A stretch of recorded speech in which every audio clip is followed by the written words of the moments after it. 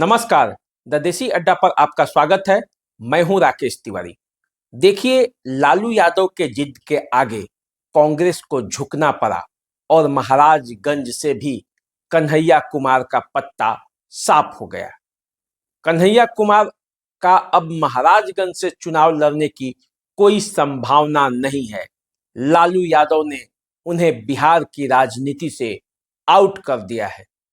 अब ऐसा लगता है कि कन्हैया कुमार के नाम को लेकर दिल्ली से चर्चाएं शुरू हो चुकी है। मनोज तिवारी के खिलाफ चुनावी मैदान में कन्हैया कुमार उतर सकते हैं।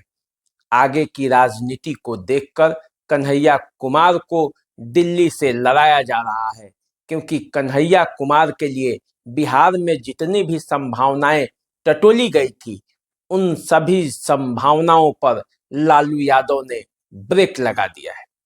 मैंने अपने पिछले वीडियो में आपको बताया था कि महाराजगंज से अरुण कुमार को चुनावी मैदान में उतारा जा सकता है।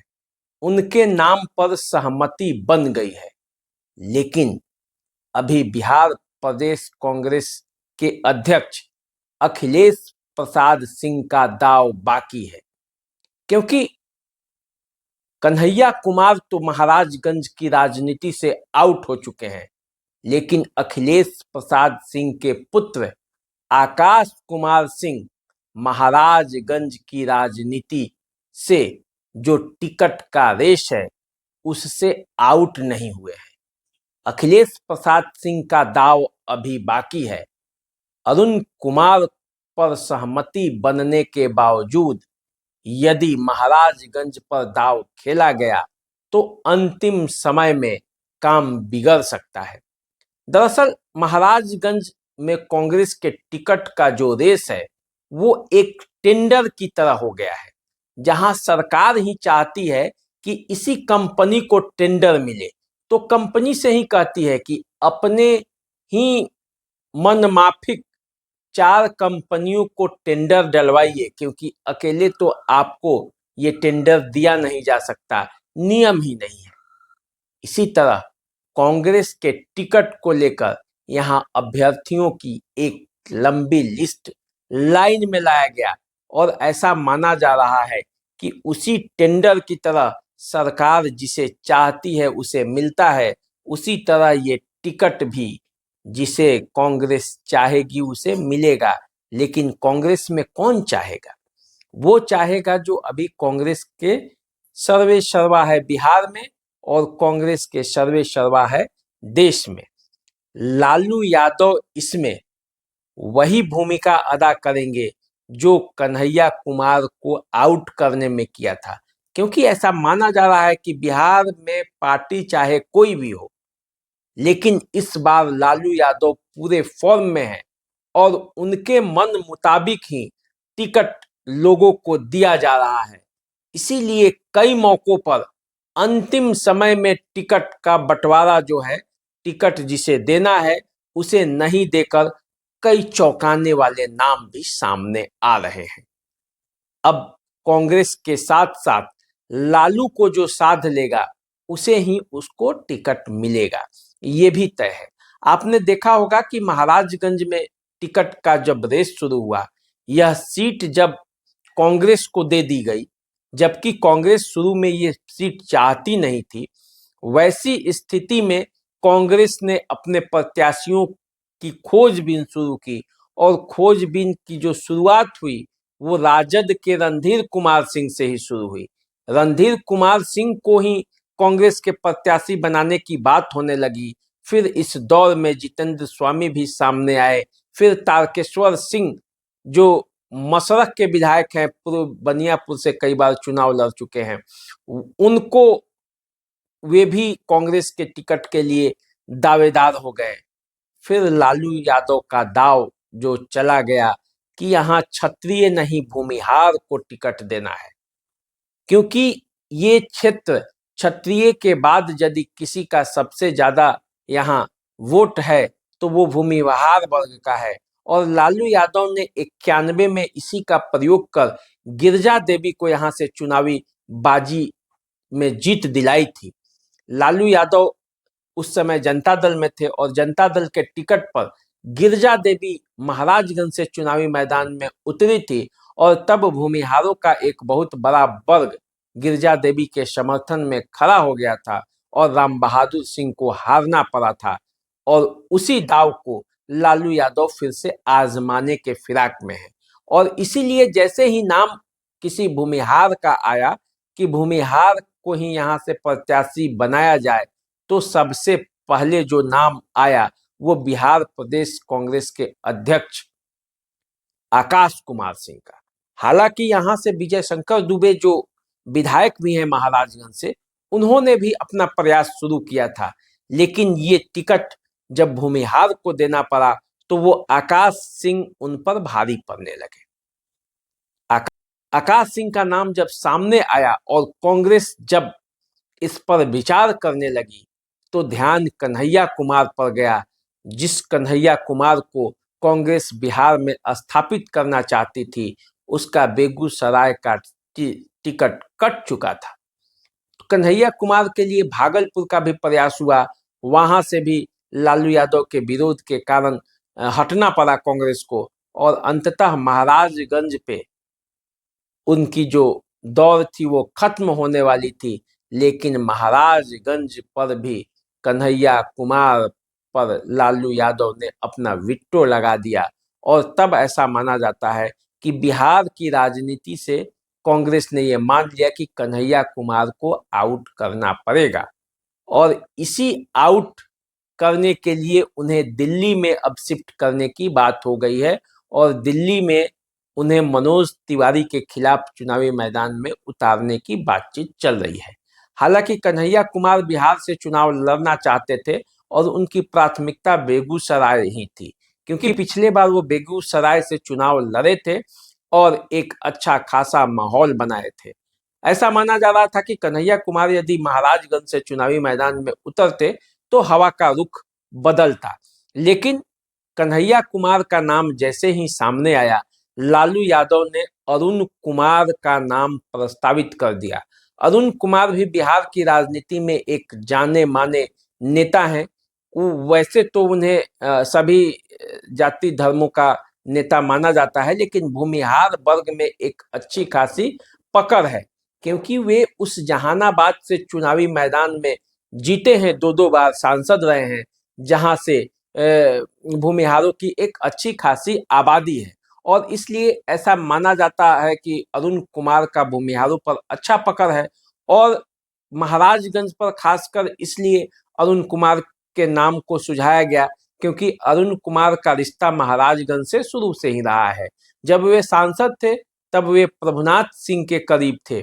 जनता दल यू में जब दोनों हुआ करते थे और जनता दल यू में प्रभुनाथ सिंह भी थे और जनता दल यू में अरुण कुमार भी थे और दोनों के बीच एक अच्छा रिश्ता था और उसी रिश्ते को लेकर अरुण कुमार सिंह कई बार महाराजगंज जाते आते रहते थे और लोगों से एक रिश्ता बनाया, वहां के कार्यकर्ताओं से एक रिश्ता बनाया। तो उसी रिश्ते की दुहाई देकर अरुण कुमार को महाराजगंज में शिफ्ट करने की बात हो गई। अभी तक उनका नाम नंबर 1 पर चल रहा है, लेकिन दाव कहाँ है? दाव अखिलेश प्रसाद सिंह के पास है और जब अखिलेश प्रसाद सिंह के गेंद पाले में है तो आप समझ सकते हैं कि दाव अंतिम समय में चला जा सकता है, क्योंकि अखिलेश प्रसाद सिंह को भी अपने बेटे आकाश कुमार सिंह को कहीं ना कहीं शिफ्ट करना है और जब मौसम ही ये चल रहा है बेटे बेटियों को शिफ्ट करने का, तो इसमें आकाश कुमार सिंह पीछे क्यों रह जाएं? अखिलेश प्रसाद सिंह के रहते हुए जब आकाश कुमार सिंह पीछे रह जाएंगे तो राजनीति में उनका ये पिछड़ापन ही माना जाएगा। ऐसे में अखिलेश प्रसाद सिंह के पास वो दाव है, क्योंकि वे जानते हैं, आप सभी लोग जानते हैं कि लालू यादव ने अपने 2 बेटियों को टिकट दिया है। सीपी ठाकुर के बेटे विवेक ठाकुर को टिकट मिला है। राजद ने वैसे सभी एनडीए के नेताओं की सूची जारी की है जिनके बेटे बेटियों को टिकट मिला हुआ है और वो बिहार की राजनीति में चुनावी मैदान में उतरे हैं। तो सब को पता है कैसे अशोक चौधरी की बेटी शांभवी चौधरी मैदान में है, उधर महेश हजारी के बेटे चुनाव मैदान में उतरने की बात हो रही है। फिर आप देखिएगा तो एनडीए में कई ऐसे नेता हैं जिनके परिवार के लोग सांसद रहे हैं, जैसे राम नरेश सिंह के बेटा औरंगाबाद में सुशील कुमार सिंह चुनावी मैदान में उतरे हुए हैं। तो इसको लेकर जब मौसम ही बेटा बेटियों को शिफ्ट करने का है राजनीति में, तो इसमें अखिलेश प्रसाद सिंह पीछे क्यों रहे? उन्होंने भी अपने पास दाव रखा है, और वो दाव है कौन? तो वो दाव लालू प्रसाद यादव ही है। यदि अंतिम समय में अखिलेश प्रसाद सिंह को लगेगा कि पश्चिमी चंपारण में उनके बेटे को टिकट नहीं मिल रहा है, जहां से अब बड़ी तेजी से आरएस तिवारी का नाम सामने आ रहा है, क्योंकि एक ब्राह्मण कैंडिडेट को भी चुनावी मैदान में उतारना है, तो शाश्वत केदार का नाम पहले चल रहा था, उसके बाद आरएस तिवारी का नाम बड़ी तेजी से सामने आ रहा है। तो ऐसी स्थिति में यदि पश्चिमी चंपारण से आकाश कुमार सिंह को टिकट नहीं मिलेगा, तो क्या आकाश कुमार सिंह बिना चुनाव में उतरे ही रह जाएंगे? तो ऐसे भविष्य में जो राजनीति करने की संभावनाएं हैं, उन पर विराम नहीं लग जाएगा। तो ऐसी स्थिति में सूत्रों से माने तो अखिलेश प्रसाद सिंह लालू यादव को पकड़े हुए हैं। आप जानते हैं कि अखिलेश प्रसाद सिंह लालू यादव के कितने करीबी हैं। अखिलेश प्रसाद सिंह लालू यादव के ही पाठशाला के सिपाही माने जाते हैं। पहले जब अखिलेश प्रसाद सिंह पूर्वी चंपारण से, जब उस समय मोतिहारी था, राजद के ही सांसद रहे थे। लालू प्रसाद यादव ने ही उन्हें मंत्री भी बनवाया। बाद के दिनों में मतभेदों के चलते अखिलेश प्रसाद सिंह बाहर हटे, और ऐसा भी माना जाता है कि अखिलेश प्रसाद सिंह जो कांग्रेस के प्रदेश अध्यक्ष बने हैं, तो उसमें भी लालू यादव का योगदान है। पिछले दिनों जब सदाकत आश्रम में लालू यादव को बुला के सोने का मुकुट भी पहनाया गया था, उस समय भी लालू यादव ने बताया था इस बात को। तो ऐसे मामले में आप देखेंगे तो लालू यादव और अखिलेश प्रसाद सिंह की जोड़ी अंतिम में कहीं ऐसा ना हो कि जब सारे दाव चूक जाएंगे तो आकाश कुमार सिंह पर विट्टो लग जाए और आकाश कुमार सिंह महाराजगंज से उम्मीदवार बन जाए। हालांकि अरुण कुमार सिंह का नाम अभी सबसे आगे है। उनके नाम पर विचार करके उन्हें चुनावी मैदान में उतरने के लिए ये माना जा रहा है कि वो उतरेंगे। मुजफ्फरपुर से भी उनकी नाम चल रहा था, लेकिन मुजफ्फरपुर में कई प्रत्याशी पहले से थे, अजय निषाद भी थे। लेकिन अब माना जा रहा है कि महाराजगंज से अरुण कुमार के नाम पर चर्चा हुआ है, लेकिन कहीं दाव पलट गया, जैसे कि पलटते रहा है महाराजगंज में। तो अंत में जो रेस में दो प्रत्याशी अभी बचे हुए हैं, पहले तो सब आउट हो गए थे। आकाश कुमार सिंह को माना जा रहा था कि पश्चिमी चंपारण से उनको टिकट मिलने जा रहा है, और अरुण कुमार यहाँ फिक्स हो गए हैं। लेकिन अब जो पश्चिमी चंपारण में टिकट कटने की जो संभावना बनी है, तो वैसी स्थिति में आकाश कुमार सिंह को कहीं ना कहीं शिफ्ट करना है। और जब बात ऐसी मोड़ पर आती है जहां निर्णय लेना होता है, तो कोई अपना होना जरूरी है। अखिलेश प्रसाद सिंह अभी बिहार कांग्रेस प्रदेश के अध्यक्ष हैं, वो अरुण कुमार सिंह के भी करीबी हैं, लेकिन कोई अपने पुत्र से ज्यादा करीबी कैसे हो सकता है? ऐसा होने पर तो जो मौजूदा राजनीति है उसका स्वरूप आप सभी देखते हैं, सभी जानते हैं।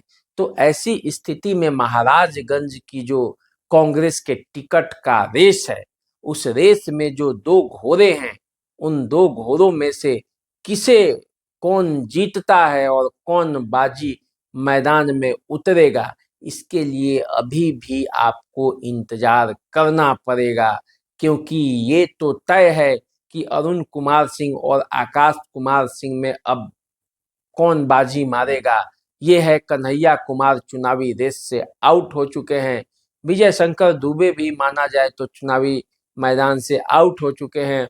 अन्य जो प्रत्याशी थे जो पहले राउंड में आए थे, जिसमें सचिदानंद राय भी थे, वो सब चुनावी मैदान से आउट हो चुके हैं।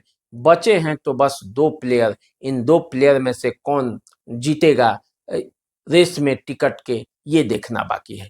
तो चलिए आप हमारे साथ बने रहिए, देखते रहिए द देशी अड्डा। हमारे साथ जुड़े रहिए, चैनल को सब्सक्राइब कीजिए, फेसबुक इंस्टाग्राम पे हमें फॉलो कीजिए। नमस्कार।